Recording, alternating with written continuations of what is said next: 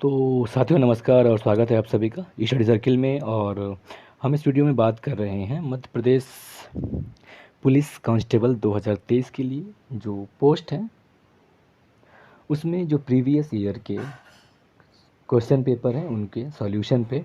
और इसमें हमने सिर्फ अगर सब्जेक्ट की बात करें तो जो विज्ञान है उसको कवर किया है। और विज्ञान के अंतर्गत शामिल है व्यवहारिक विज्ञान, अनुप्रयुक्त विज्ञान, पृथ्वी विज्ञान, भौतिक विज्ञान और रसायन विज्ञान तथा जीव विज्ञान। तो इन पर आधारित जो क्वेश्चन अब तक पूछे जा चुके हैं इस वीडियो में हमने उनको कवर किया है। तो देखते हैं, जो पहला सवाल है हमारा वो ये है कि एक लोहार एक उपकरण बनाने के दौरान लोहे के एक गर्म टुकड़े को घन से पीटता है, इससे क्या प्रभाव पड़ता है।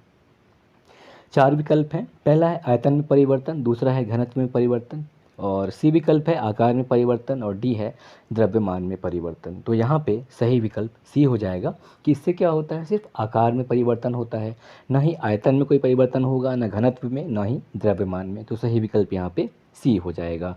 और प्रश्न नंबर 2 है कि इनमें से कौन अपशिष्ट जल उपचार के उत्पाद हैं।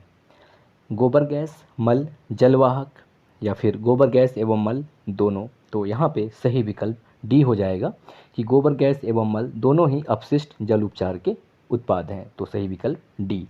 और प्रश्न नंबर 3 है कि एक से अधिक कोशिकाओं से बने जीव को क्या कहा जाता है। एक कोशिकीय जीव, बहुकोशिकीय जीव, ऊतक या इनमें से कोई नहीं।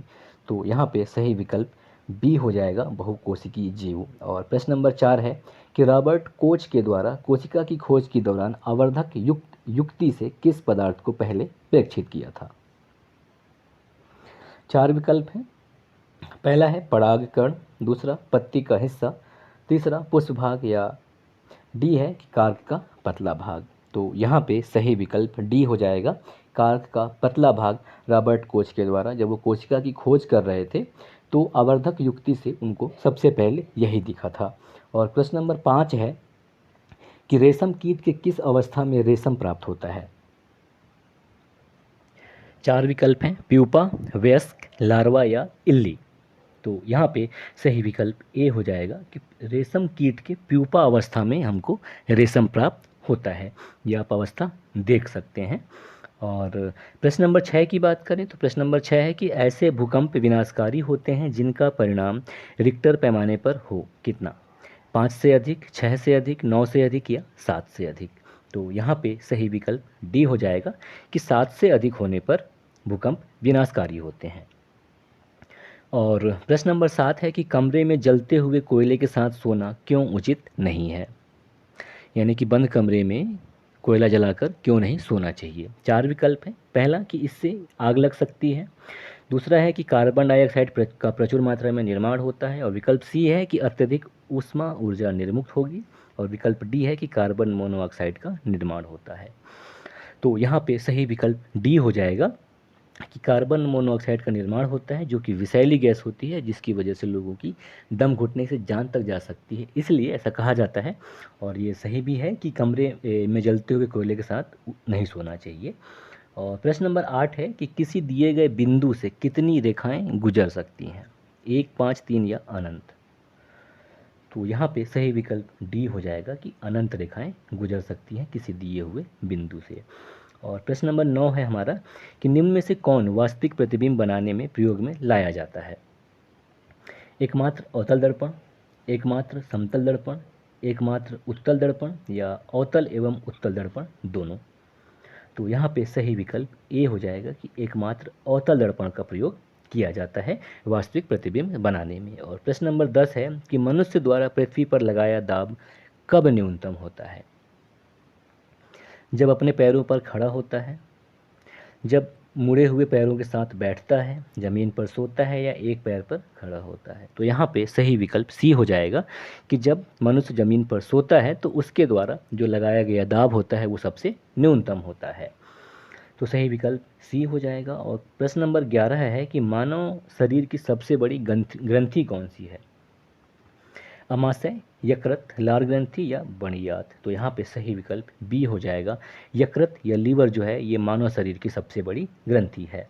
और प्रश्न नंबर 12 है कि उस क्रिया का नाम बताइए जिसमें ऑक्सीजन उत्सर्जित किया जाता है और कार्बन डाइऑक्साइड का उपयोग किया जाता है। श्वसन में, वाष्पोत्सर्जन में, प्रकाश संश्लेषण में, या इनमें से कोई नहीं। तो यहाँ पे सही विकल्प सी हो जाएगा। प्रकाश संश्लेषण में ऑक्सीजन उत्सर्जित की जाती है और कार्बन डाइऑक्साइड का उपयोग भोजन बनाने में पेड़ पौधे करते हैं। तो सही विकल्प यहाँ पे सी हो जाएगा। और प्रश्न नंबर 13 है कि विद्युत चुंबक की क्षमता किस पे निर्भर करती है?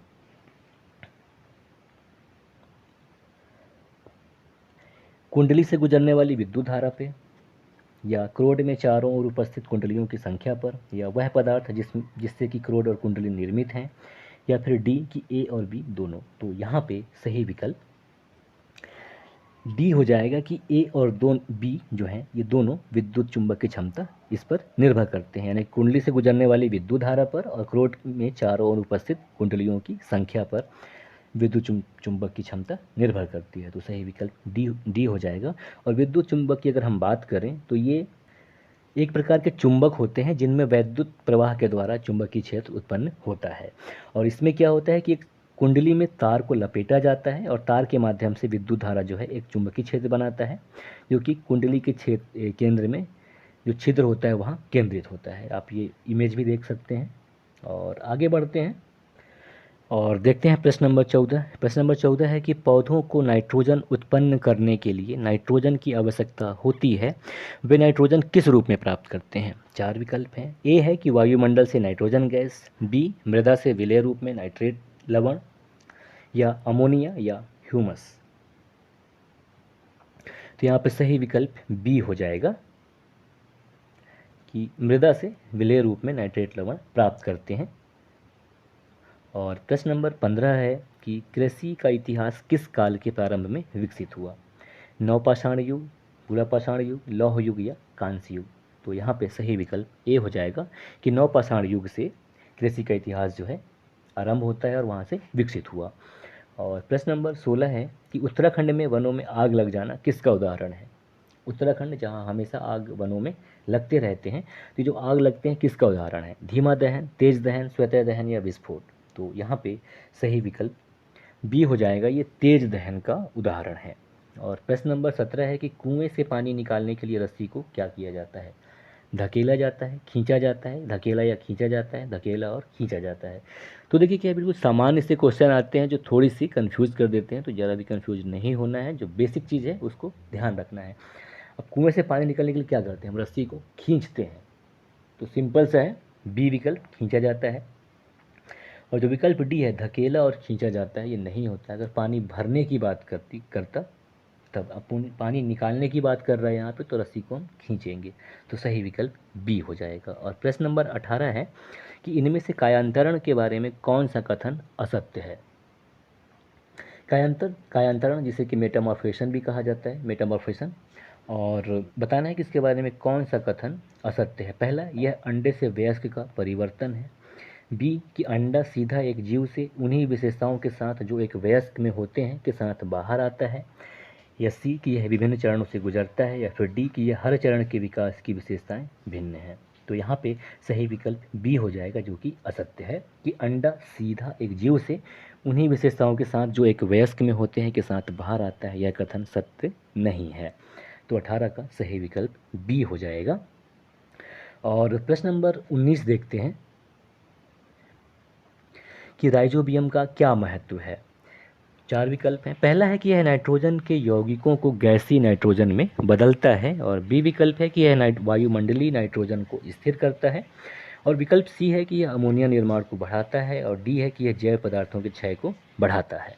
तो हमको बताना है कि राइबोजियम जो कि जीवाणु है, इसका क्या महत्व है।